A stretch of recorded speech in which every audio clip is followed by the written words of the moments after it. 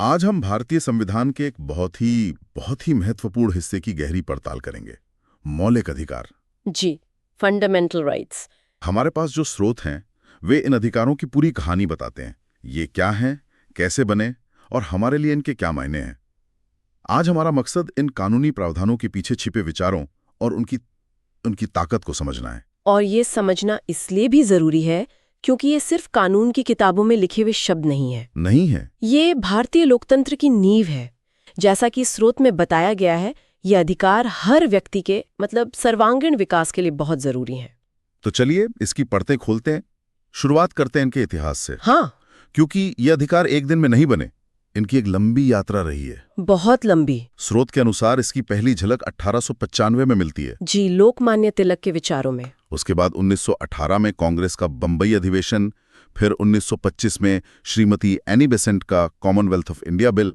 ये एक लगातार चलने वाली मांग थी। हाँ बिल्कुल। लेकिन जो बात मुझे आकर्षक लगी वो ये है कि 1928 की नेहरू रिपोर्ट कितनी प्रभावशाली थी। ओहो, बहुत ज्यादा। स्रोत बताता है कि इस रिपोर्ट में दिए गए ज्यादातर अधिकारों को बाद में संविधान में अपना लिया गया। लगभग शब्दशः अपना लिया गया। ये दिखाता है कि आजादी से पहले ही हमारे नेता इस बात को लेकर कितने स्पष्ट थे कि नागरिकों को कौन-कौन से अधिकार मिलने चाहिए। और फिर ये सिलसिला रुका नहीं। 1931 का कराची अधिवेशन, 1945 की सप्रू समिति और आखिर में कैबिनेट मिशन जिसने एक अधिकार पत्र एक बिल ऑफ राइट्स का सुझाव दिया। तो ये एक बहुत लंबी और सोची समझी प्रक्रिया थी। कोई जल्दबाजी में लिया गया फैसला नहीं था। तो ये अधिकार बाकी कानूनों से अलग कैसे हैं? स्रोत में एक बहुत दिलचस्प बात है कि इन्हें सीधे सुप्रीम कोर्ट या हाई कोर्ट में लागू करवाया जा सकता है। एग्जैक्टली, यही इनकी सबसे बड़ी ताकत है। जी, अनुच्छेद 32 जो सुप्रीम कोर्ट के लिए है और 226 जो हाई कोर्ट के लिए है, वो नागरिकों को ये शक्ति देते हैं। और अनुच्छेद 13 तो एक सुरक्षा कवच की तरह है ना? बिल्कुल सही शब्द है, सुरक्षा कवच। ये साफ कहता है कि कोई भी कानून, चाहे संसद बनाए या विधानसभा, अगर वो मौलिक अधिकारों का उल्लंघन करता है तो अदालत उसे शून्य घोषित कर सकती है, उसे रद्द कर सकती है। इसीलिए न्यायालय को इन अधिकारों का सजग प्रहरी कहा गया है, गार्डियन। बिल्कुल। और ये अधिकार हमें किसके खिलाफ मिलते हैं? बचाता कौन है? अनुच्छेद 12 में राज्य की परिभाषा, वो तो बहुत ही व्यापक है। बहुत ज्यादा। इसमें सिर्फ सरकार ही नहीं बल्कि संसद, विधानमंडल, नगरपालिका, पंचायत और यहाँ तक कि LIC और ONGC जैसी संस्थाएं भी शामिल हैं। जी, ये एक बहुत महत्वपूर्ण बिंदु है। इसका मतलब है कि सुरक्षा का दायरा बहुत बड़ा है। कोई भी सरकारी या अर्ध सरकारी संस्था इन अधिकारों का उल्लंघन नहीं कर सकती। ठीक है, तो शुरुआत में 7 मौलिक अधिकार थे, पर अब 6 हैं। हाँ, संपत्ति के अधिकार को 44वें संशोधन के बाद एक कानूनी अधिकार बना दिया गया। तो अब जो 6 अधिकार हैं उनमें से पहला है समता का अधिकार, अनुच्छेद 14 से 18 तक। इसमें अनुच्छेद 14 दो बड़ी दिलचस्प अवधारणाएं देता है। हाँ, एक ब्रिटेन से और एक अमेरिका से। जी, विधि के समक्ष समता जो ब्रिटेन से लिया गया है, कानून की नजर में सब बराबर, और विधियों का समान संरक्षण जो अमेरिका से लिया गया है, यानी सबको कानून का बराबर संरक्षण मिलेगा। बिल्कुल। यहीं पर बात और दिलचस्प हो जाती है।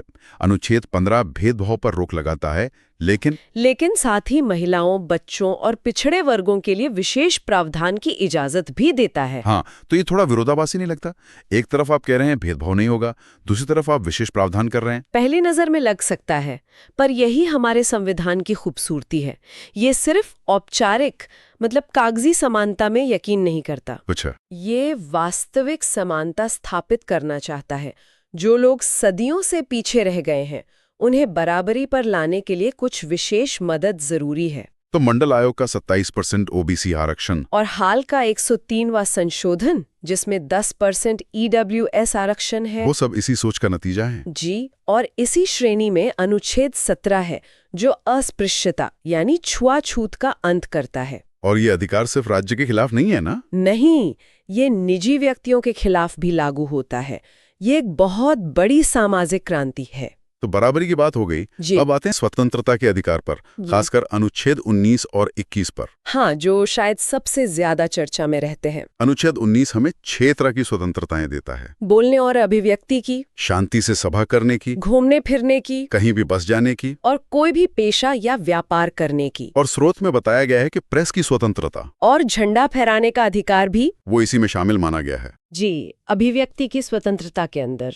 लेकिन जो अनुच्छेद सबसे ज्यादा विकसित हुआ है वो है अनुच्छेद 21, प्राण एवं दैहिक स्वतंत्रता का संरक्षण, या आसान भाषा में जीने का अधिकार। बिल्कुल।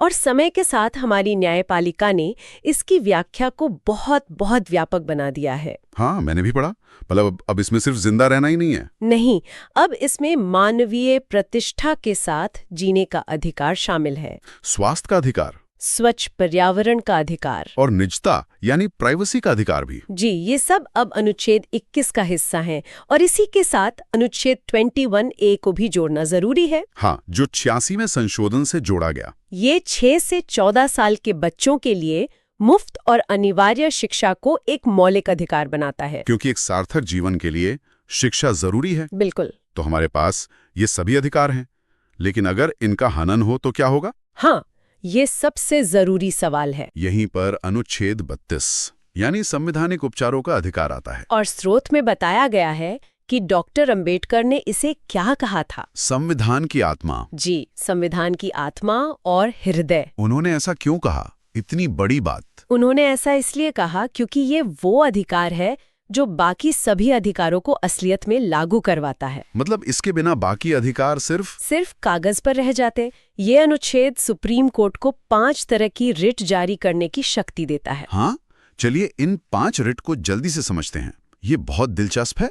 जरूर। पहली है बंदी प्रत्यक्षीकरण यानी हेबियस कॉर्पस, जिसका मतलब है शरीर को प्रस्तुत करो। मतलब अगर किसी को अवैध रूप से गिरफ्तार किया गया है तो अदालत आदेश देती है कि उस व्यक्ति को हमारे सामने पेश करो। ये व्यक्तिगत आजादी का सबसे बड़ा सुरक्षा कवच है। दूसरी है परमादेश, मंडामस। हम आदेश देते हैं। ये तो किसी सरकारी अधिकारी के लिए है ना? हाँ, अगर कोई सरकारी अधिकारी अपने कर्तव्य का पालन नहीं कर रहा तो अदालत उसे उसका काम करने का आदेश देती है। तीसरी है प्रतिषेध, प्रोहिबिशन, यानी रोकना। ये ऊपरी अदालत द्वारा निचली अदालत को उसके अधिकार क्षेत्र से बाहर काम करने से रोकने के लिए है। जी, एक तरह से ये तुम्हारा काम नहीं है, रुको। और चौथी है उत्प्रेषण यानी सरसुरारी।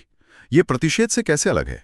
देखिए, प्रतिषेध कार्यवाही को बीच में रोकता है। अच्छा। जबकि उत्प्रेषण में जब निचली अदालत फैसला दे चुकी होती है तो ऊपरी अदालत उस मामले को अपने पास मंगवाकर फैसले की जांच करती है और उसे रद्द कर सकती है। समझ गया। और आखिरी 5वीं रिट है अधिकार पृच्छा, को वारंटो। इसका मतलब है किस अधिकार से? मतलब कोई व्यक्ति अगर किसी सार्वजनिक पद पर गलत तरीके से बैठा है तो अदालत उससे पूछ सकती है कि वो किस अधिकार से उस पद पर है, और अगर दावा गलत है तो उसे हटा दिया जाता है। ये रिट सच में बहुत शक्तिशाली कानूनी उपकरण है जी सुनिश्चित करते हैं कि हर नागरिक अपने मौलिक अधिकारों की रक्षा कर सके। तो इन सब का क्या मतलब है?